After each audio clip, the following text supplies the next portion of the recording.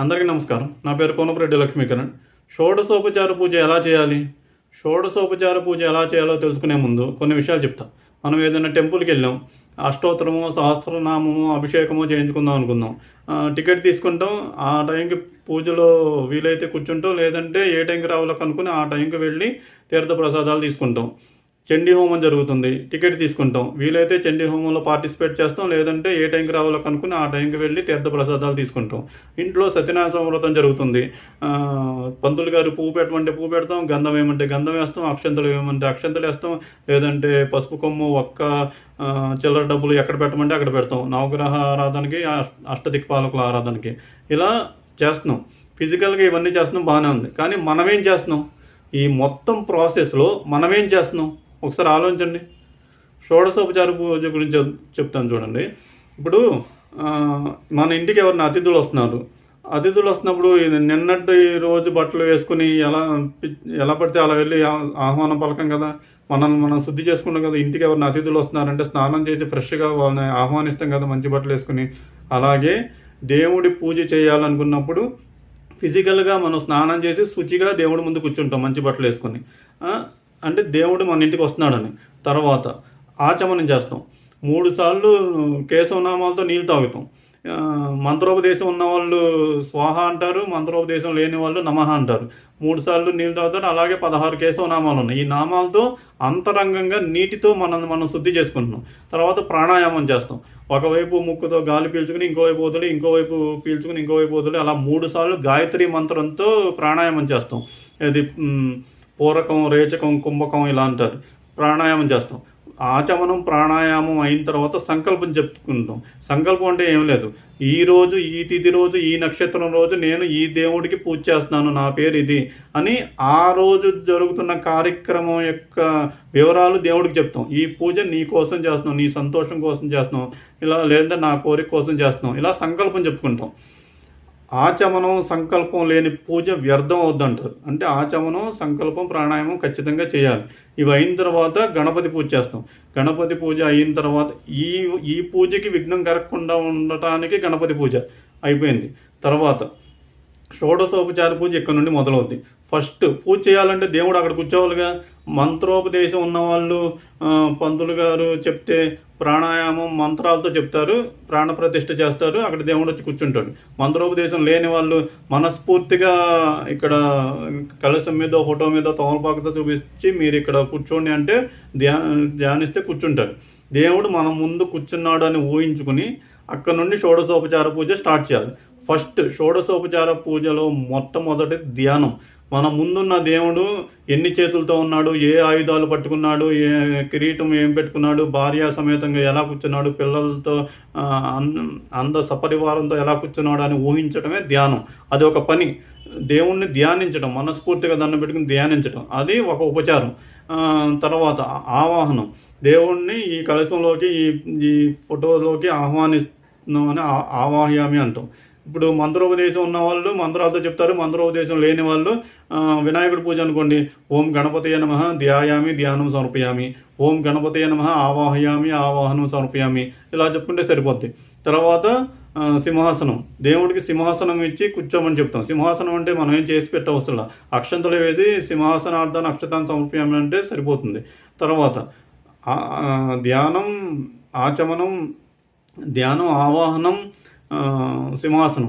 తర్వాత కాళ్ళు కడుక్కోవడానికి నీళ్ళు ఇస్తాం, పాద్యం సమర్పయామి. చేతులు కడుక్కోవడానికి నీళ్ళు ఇస్తాం, హస్తయోహ అర్ఘ్యం సమర్పయామి.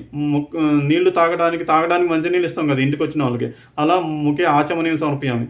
తర్వాత శుద్ధోదక స్నానం సమర్పయామి. స్నానం చేయడానికి నీళ్ళు ఇస్తాం, స్నానం చేస్తాం, తుడుచుకున్నట్టు ఊహించుకుంటాం. తర్వాత స్నానం అయిపోయిన తర్వాత మళ్ళీ మంచినీళ్ళు తాగడానికి నీళ్ళు ఇస్తాం, స్నానానంతరం శుద్ధ ఆచమనీయం సమర్పయామి. తర్వాత వస్త్రయుగ్మం సమర్పయామని వస్త్రం ఇస్తాం. వస్త్రం బదులు అక్షంతలు ఇచ్చినా సరిపోద్ది, వస్త్రయుగ్మం అనాలి, 2 ఇవ్వాలి. ఇప్పుడు నేను 1 ఇవ్వకూడదు. తర్వాత యజ్ఞోపవీతార్థాన్ని అక్షతాన్ని సమర్పయామి అంటాం. యజ్ఞోపవీతం ఉంటే యజ్ఞోపవీతం వేయాలనుకుంటే వేసుకోవచ్చు. తర్వాత స్త్రీ దేవతలకైతే కంచుకం సమర్పయామి అంటాం, ఏది జాకెట్ ముక్కులాగా కంచుకం సమర్పయామి అంటాం. తర్వాత గంధం సమర్పయామి, గంధం ఇస్తాం. పుష్పం సమర్పయామి. తర్వాత అక్షతాన్ని సమర్పయామి. తర్వాత స్నానం దగ్గర పంచామృత స్నానం కూడా అని చెప్పుకోవచ్చు. పంచామృత స్నానం అంటే ప్రతిరోజు చేసేటప్పుడు పంచామృతాలు ఏం చూపించవసరం, నీళ్ళు చూపించినా సరిపోతుంది. మనం ఊహించడం మన భక్తి శ్రద్ధల మీద ఆధారపడి ఉంటుంది. తర్వాత స్త్రీ దేవతలకి పసుపు కుంకుమ ఇస్తాం. తర్వాత అలంకరణార్థం అక్షతాన్ని సమర్పయం, అంటే నగలు అన్నీ ఇచ్చినట్టు అక్షంతలు ఇస్తాం. తర్వాత ఇక్కడ అంగ పూజ చేస్తాం. అదాంగ పూజ అని కలిపి చదివేస్తాం.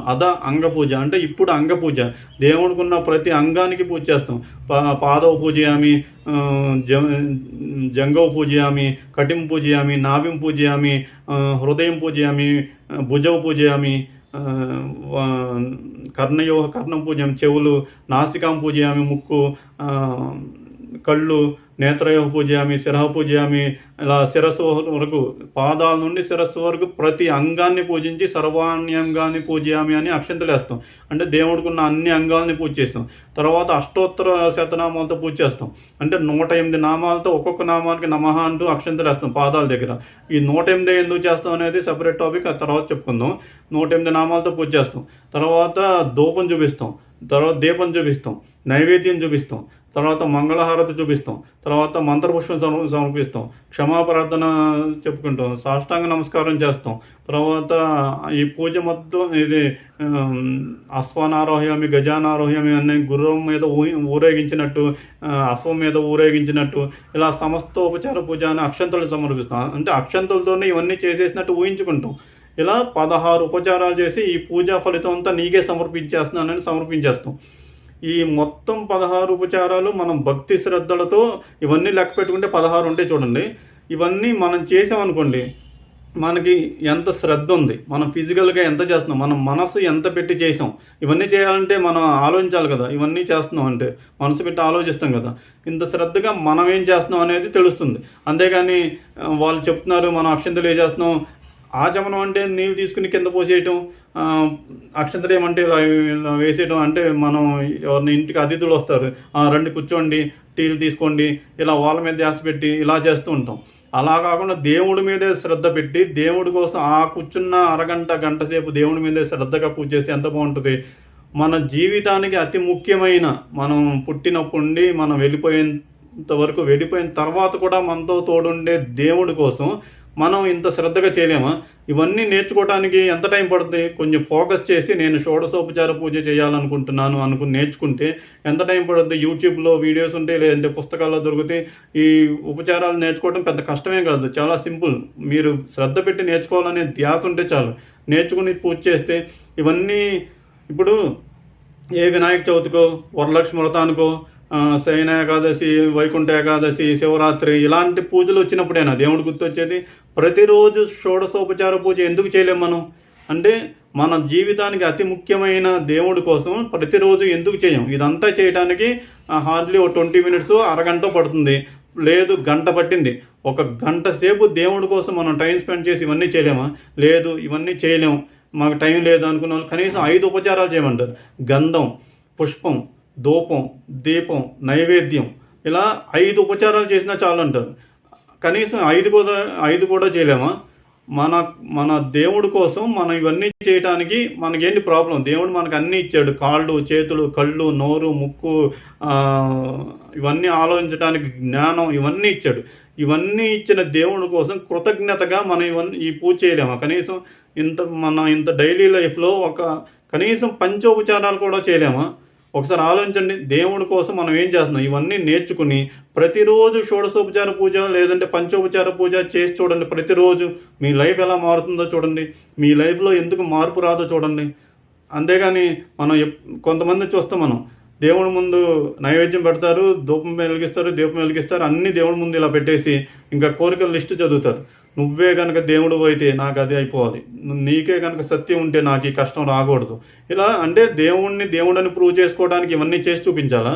నాకు దేవుడు అన్నీ ఇచ్చాడు, ఒంట్లో అన్ని పార్ట్లు సరిగ్గా ఉన్నాయి, నేను దేవుడి కోసం కృతజ్ఞతగా పూజ చేస్తున్నాను అనే సంకల్పంతో ఈ షోడశోపచార పూజల్లో ప్రతిరోజు నేర్చుకుని చేస్తే మీ లైఫ్ ఎలా మారుతుందో చూడండి. అందరికీ నమస్కారం.